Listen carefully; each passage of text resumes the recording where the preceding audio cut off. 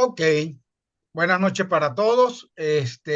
Hoy vamos a hablar sobre las limitaciones en el manejo del suelo, como parte del curso de manejo del suelo del posgrado de la maestría en producción vegetal.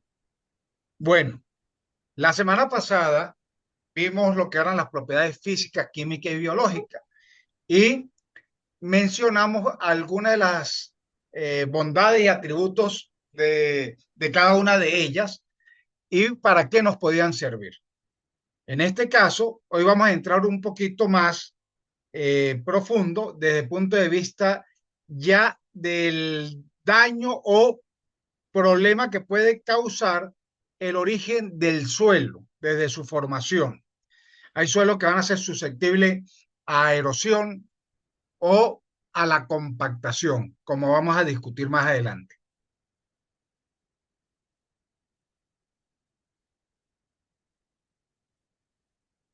Ok, cuando hablamos de los límites en el manejo del suelo, estos límites están estrechamente relacionados con los procesos de degradación que afectan la salud y la capacidad productiva en los cultivos o en las unidades de producción. Las limitaciones pueden ser de naturaleza física, química y biológica, y muchas veces son resultados de las prácticas de manejo inadecuadas. Hago referencia porque hay suelos que son tienen características muy buenas o son clasificados como aptos para la agricultura, suelos tipo A1, pero el manejo inadecuado los convierte en una zona, en suelos con problemas de erosión, de compactación, de lámina superficial o encostrado, que también se le llama, que y vuelve el suelo desde el punto de vista de sus características propias por la textura buenas en inadecuadas. Y eso lo vamos a discutir más adelante. Entre las limitaciones físicas vamos a hablar sobre la compactación, la erosión, las pendientes pronunciadas o las áreas donde se pretende hacer uso desde el punto de vista agrícola y son con pendientes muy pronunciadas. ¿Ok? Entonces, para ese tipo de prácticas o de actividad, hay ciertas prácticas adecuadas para minimizar el efecto erosivo o la pérdida del suelo como tal. Vamos a hablar también sobre la baja profundidad efectiva. ¿Por qué se debe? ¿A qué se debe? ¿O por qué se presenta? Y vamos a hablar también sobre el drenaje deficiente. ¿Ok? Cuando hablamos de compactación, pues básicamente nos referimos, a ver un momentico que me apareció aquí una señal. ¿Me están escuchando? ¿Me escuchan? Sí, profe, sí. Ok. Sí, Sí, es que me salió señor. una señal como interrupción y... Ok. Entonces, cuando hablamos de compactación, hablamos de que se reduce la porosidad del suelo. Básicamente la compactación es pérdida de la porosidad o del espacio gaseoso del suelo. Y eso va a dificultar la penetración de las raíces y el movimiento del agua y propiamente del intercambio gaseoso. Porque no solamente en el suelo vamos a encontrar oxígeno, sino también vamos a encontrar CO2, producto de la respiración o transpiración de los microorganismos y de las raíces de las plantas. ¿Ok? Cuando toquemos el punto de la erosión, básicamente nos vamos a referir a la pérdida de la capa superficial, ¿ok? Por acción de básicamente del agua y del viento. Profe, Dígame, escucho. este, teniendo un suelo compactado, ¿yo lo puedo recuperar a corto plazo? Todo depende, no a corto. Siempre este tipo de recuperación se hace progresivo y lentamente. Van a ver que existen estrategias para recuperarlo inmediatamente, así, tener características adecuada en cierto momento, pero si nosotros queremos que esa descompactación y que el suelo vuelva a tener estructura, es un proceso relativamente lento, progresivo. Y eso lo vamos a discutir cuando hablemos ahorita de compactación. ¿Ok? ¿Algún comentario, alguna otra pregunta?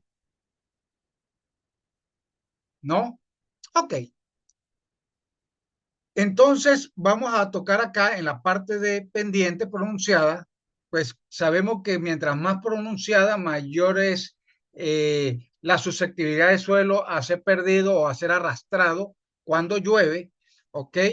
Y eso va a generar, por supuesto, la pérdida de, de la pérdida de la capa superficial del suelo o rica para el cultivo, la cual debemos buscar manera de proteger y de conservar con ciertas estrategias que vamos a mencionar. Cuando toquemos la baja profundidad efectiva, se refiere a que limite el desarrollo radicular y la capacidad de retención del agua. Y eso básicamente ocurre cuando se genera la costracción, la parte, las capas, la costra superficial, que impide el drenaje o la infiltración del agua y el intercambio gaseoso. Y por supuesto, los drenajes deficientes provoca anegación, afecta la aireación y puede generar condiciones anaeróbicas perjudiciales para las plantas. Vamos en el curso, vamos a conversar sobre algunos de esos problemas y cómo se pueden corregir. Bueno, el primer paso es, y vamos a hablar sobre un suelo sano y un suelo compacto. Voy a generar acá rápidamente un puntero. ¿Ok? Aquí tenemos el suelo sano. Vemos que va a permitir un desarrollo adecuado de las raíces y, por supuesto, un anclaje y el desarrollo normal o sano de la planta. Pero cuando tenemos un suelo compacto, pues ya dificulta el desarrollo radicular de la planta y por lo tanto también va a dificultar la asimilación de los nutrientes, el desarrollo radicular y, por supuesto, el desarrollo de la parte aérea, quedándose la planta relativamente pequeña. Ok, aquí en esta imagen vamos a ver o apreciamos rápidamente que el suelo está compacto. ¿Lo ven todos? ¿Ven esta parte? Si se logra Sí, diferenciar la capa compacta del suelo. Sí, señor, ¿Sí? sí, señor. Ok, se nota el piso. ok. Bueno, ¿qué es lo que sucede? Aquí en esta imagen pues tenemos el efecto de un suelo sin compactación, ok, bien aireado, bien drenado, donde las raíces se pueden desarrollar tranquilamente, ya con un suelo más hacia el, no que haya sido compacto, pero ya con cierta limitación, pues vemos que el sistema radicular empieza a escasear, mientras que ya en este caso, ya con compactación, vemos que las raíces o el desarrollo radicular se, se ubica en esa pequeña área que no está compacta, por encima del pie del arado o del área de compactación. Ahora bien, la semana pasada habíamos hablado que la densidad aparente, y había citado el libro de Eduardo Casanova, donde ellos hablan o clasifican que un suelo por encima de 1.2 o por debajo de, perdón, de entre 1.2 y 1.3 se puede considerar que está bien, no hay compactación fuerte. Se podría decir que hay una cierta compactación, pero muy ligera. Y es algo normal que vamos a encontrar o vamos a trabajar. Pero cuando ya está por encima de 1.3, ya podemos hablar en la mayoría de los suelos que estamos en presencia de un suelo compacto. Por debajo de 1.2 decimos que hay mucho espacio poroso, rico en materia orgánica generalmente, ¿ok? Pero en las arenas, la arena tiene una densidad aparente que puede estar o ronda entre 1.2 y 1.4. Si este fuera un suelo arenoso, nosotros diríamos que no hay compactación de acuerdo a la densidad aparente. Pero como vemos, no es un suelo no es arenoso, sino más bien un suelo franco arcilloso, ¿ok? Y vemos que está compacto. Ok, entonces con la compactación se limita el intercambio gaseoso, la penetración y la infiltración del agua. Ahora bien, ¿cuál es el efecto? Bueno, ya lo hemos mencionado, menor aireación, anoxia, reducción y disponibilidad de nutrientes, porque la planta no puede explorar, no tiene la capacidad de desarrollar sus raíces y extenderse para explorar el suelo, a buscar tanto agua como nutrientes, ¿ok? Ahora bien, ¿quiénes son los principales factores de la compactación? Generalmente estamos hablando de la preparación del terreno con maquinaria y el sobrepastoreo, ¿ok? Entonces, esas dos son básicamente los principales factores de la compactación en el suelo. Ahora bien, estas dos imágenes que ustedes tienen acá, donde está el tractor o el uso del caucho, básicamente, es porque la compactación, cuando se utiliza tractores, se da justamente donde están los cauchos. Eso se conoce como los ejes, ¿ok? Es la parte de la transmisión, ¿ok? Y ahí es donde se genera la compactación. Y resulta que nosotros, cuando preparamos el terreno, se tiene la costumbre, y digo nosotros porque es algo que nosotros hemos visto como en las prácticas, como algo normal, pero sabemos que donde se hace el surco, resulta que las otras ruedas van a pasar por ahí para hacer los nuevos surcos, ¿ok? La nueva preparación. Y en ese momento ya el suelo está siendo compactado, pero más profundamente. A ver si me explico. Cuando el suelo está así, que estamos preparándolo por primera vez, todo el peso del tractor generalmente, cuando son en las cuatro tracciones, generalmente el peso se ubica en la parte de atrás. Cuando hay tracción trasera, el peso se ubica también en la parte trasera. Y aquí, en este punto, que es el área de contacto del suelo o del tractor con el suelo, es donde se está generando el peso, la presión necesaria para que las partículas del suelo se unan y se reduzca el espacio poroso. Entonces, una vez que nosotros realicemos el surco, resulta que esta rueda ya no está en la parte superior, sino está a 20 centímetros y ahí está generando nuevamente compactación. Se los digo porque esa es la parte donde está o donde va a ocurrir la compactación por maquinaria, en las tracciones, en los ejes. Y en el pastoreo, resulta que es cuando el animal está caminando, se genera mayor peso, hay mayor fuerza o presión hacia el suelo. Cuando el animal está en reposo, básicamente sus pezuñas están descansando y no están no están haciendo un daño. Pero cuando camina, se distribuye y hace una mayor presión al suelo. ¿Alguna pregunta hasta acá?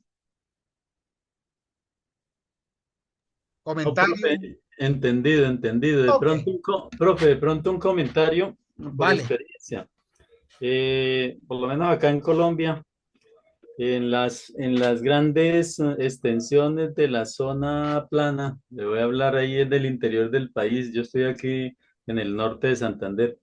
Ajá. Se practica mucho la preparación de suelos con maquinaria agrícola. Entonces, lo que usted dice es cierto. Como principalmente se debe marcar con la rueda delantera para dar la pauta de Sí, la la trocha. marcación del otro, de acuerdo al ancho de operación del implemento, entonces hay presión en las tracciones y más la marcada de la llanta delantera automáticamente causa más presión. Eso es lo que se da siempre en preparación de suelo en maquinaria agrícola.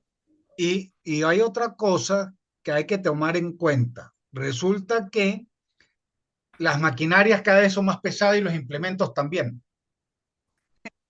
Sí, señor. Entonces, eso aumenta aún más la presión sobre el suelo y por lo tanto la mayor compactación y este, este, se me fue la idea de lo que te iba a comentar, se me fue un momento. Ah, bueno, eso genera mayor peso. Entonces, en vez de usar cosas o implementos más livianos, estamos utilizando implementos mucho más grandes y más pesados que nos van a generar mayor daño en el suelo compactándolo, ¿ok?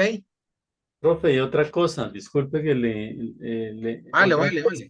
vale. Lo que pasa es que a veces el agricultor piensa que voltear el suelo o darle mucho fierro, como se dice, mucha maquinaria, va a introducir fertilidad al suelo y resulta que no.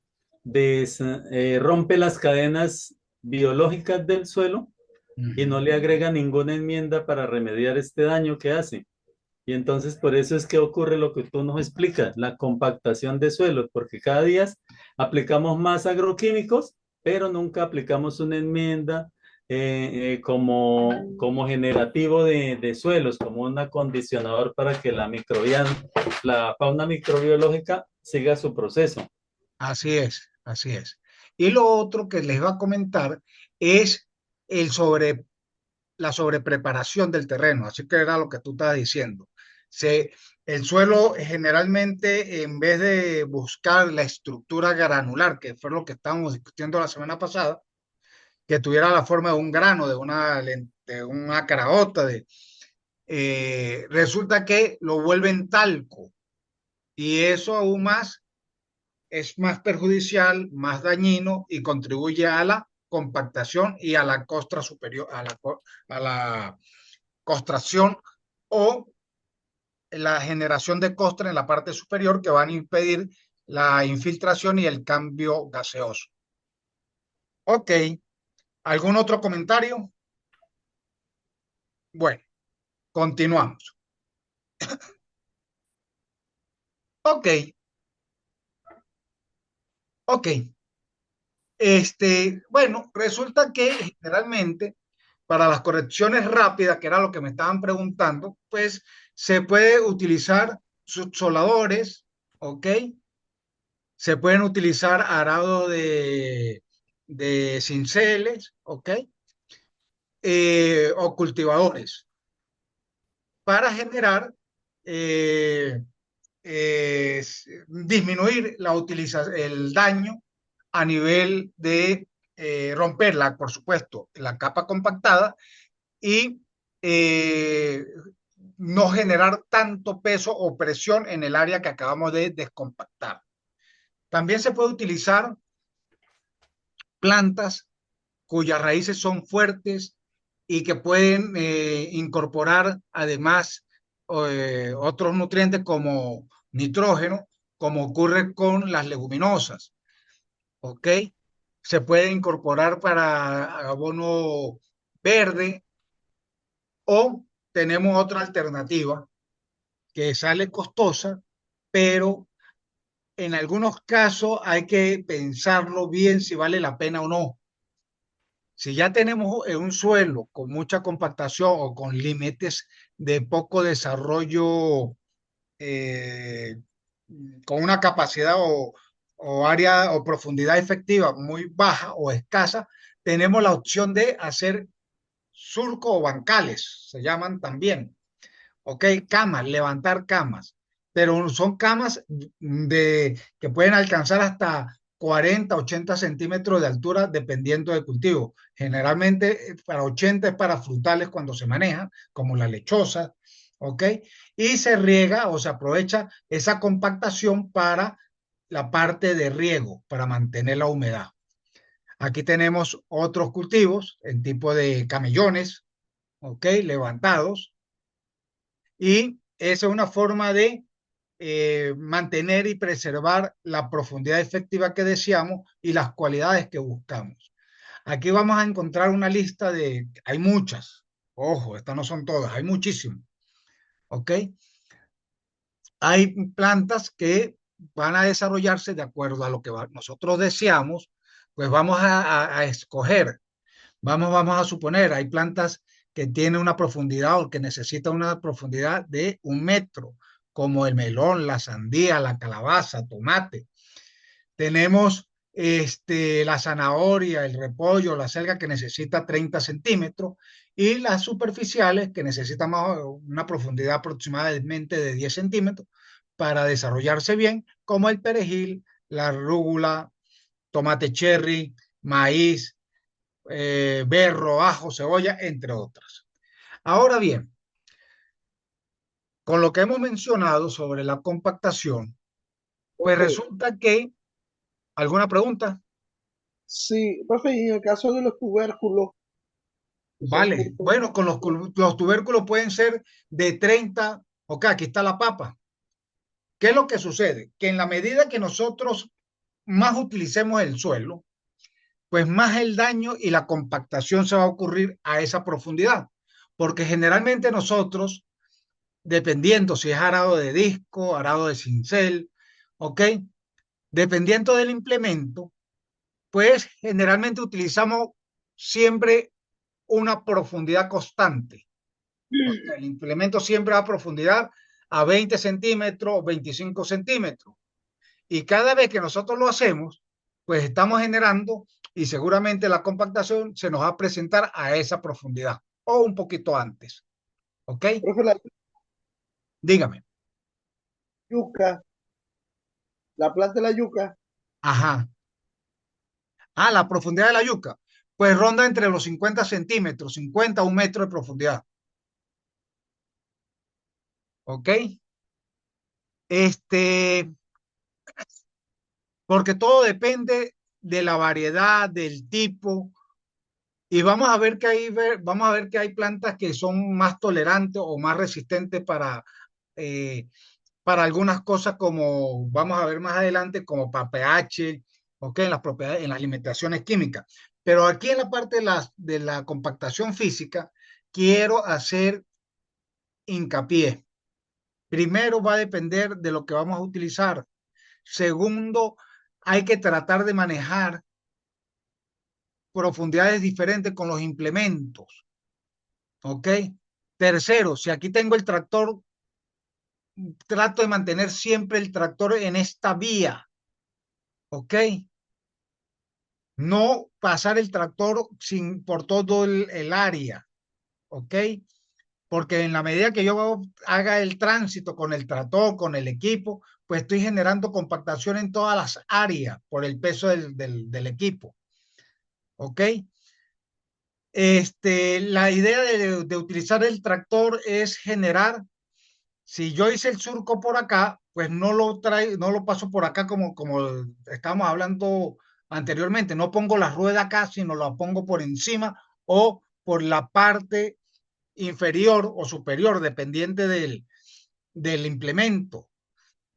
Y evito el tránsito con el tractor. Ya si ya está el daño hecho y yo ya tengo mis camellones bien adecuados, pues para mí es mejor pasar el tractor siempre por esta hilera.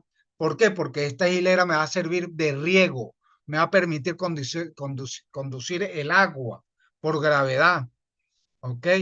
O porque tiene una lámina, hay un sellado, un encostramiento superficial y esto me va a mantener todo este camellón húmedo. Esas son las estrategias que tenemos que utilizar. No todo es una desventaja.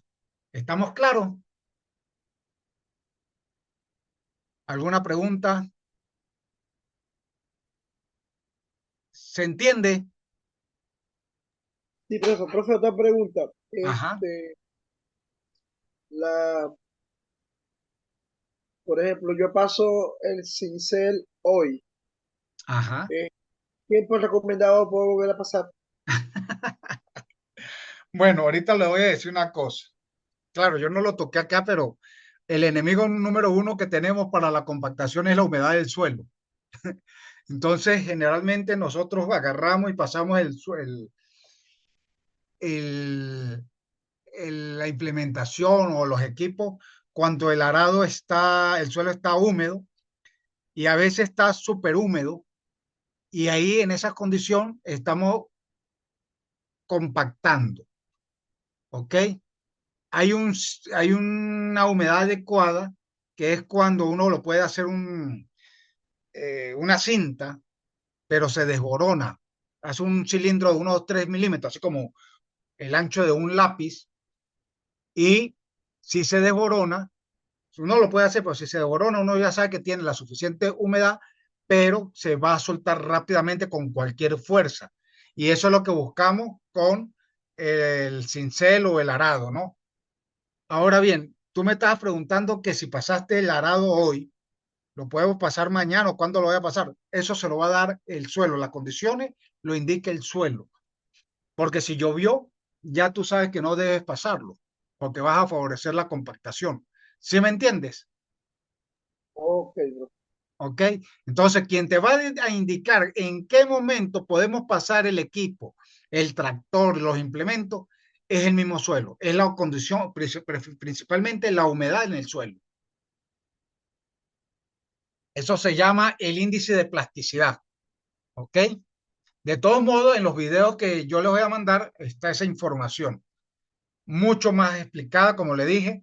Aproveché, estaba buscando el libro del profesor y veo que tiene unos videos recientes. Ustedes van a ver que tiene las fechas del 2025 y ¿para qué? Excelente. Yo dije, ¿para qué lo voy a tocar? Se los mando. Las cosas bien hechas no hay que este, ponerse a trabajar sobre ellas, sino más bien aprovecharlas, ¿ok? Y están muy bien preparadas las presentaciones. Vale, continúo. Ok, tenemos la parte de la erosión. Entonces, ¿qué es lo que sucede? Generalmente la erosión es la pérdida del área fértil, de la parte superficial del suelo, es la degradación, también se puede decir, y también se considera que es el desprendimiento, el transporte y la deposición de sedimentos. Generalmente, esto ocurre el, principalmente por el agua y seguidamente por el viento. Entonces, eso se llama erosión hídrica y erosión eólica. La erosión lo que hace es cuando tenemos problemas superficiales con pendiente y el suelo está desnudo, pues eso permite que el suelo eh, ¿cómo es? Se pierda más rápidamente y si sobre todo está desnudo, pues el agua cuando cae hace lo que conoce el impacto de la gota de agua, que es una explosión, rompe ese suelo, los separa en microagregados y quedan en solución y pueden ser fácilmente arrastrados, generando lo que se conoce como escorrentía superficial, que es el movimiento del agua en la parte superficial del suelo. Y ese movimiento va a ocasionar el arrastre de esas partículas a otras zonas. Y en ese transcurrir, y dependiendo si los factores están a favor de la erosión, pues habrá un mayor arrastre, mayor pérdida de suelo en un menor tiempo. ¿Ok? Ese efecto de salpicadura o de los microagregados genera un escostramiento en la parte superior tapando los micro y los macroporos, lo que cual va a evitar que el agua pueda infiltrar. Y les voy a recordar que es la infiltración, es el paso del agua de la parte superior a la parte inferior del suelo, ¿ok? Ya es entrar al suelo. Y evita, por lo tanto, también el cambio gaseoso, que salga oxígeno y se renueve y salga el CO2 y se renueva el oxígeno. Si esa escorrentía que empezamos a ver como laminar, erosión laminar muy susceptible, va generando pequeños surcos y a lo largo va a generar surcos más profundos y estos surcos más profundos se van a convertir en cárcavas, mucho más profundas y mucho más complicado de corregir. ¿Ok? Cuando yo decía la pérdida, mira el impacto del agua, de lluvia, ¿ok?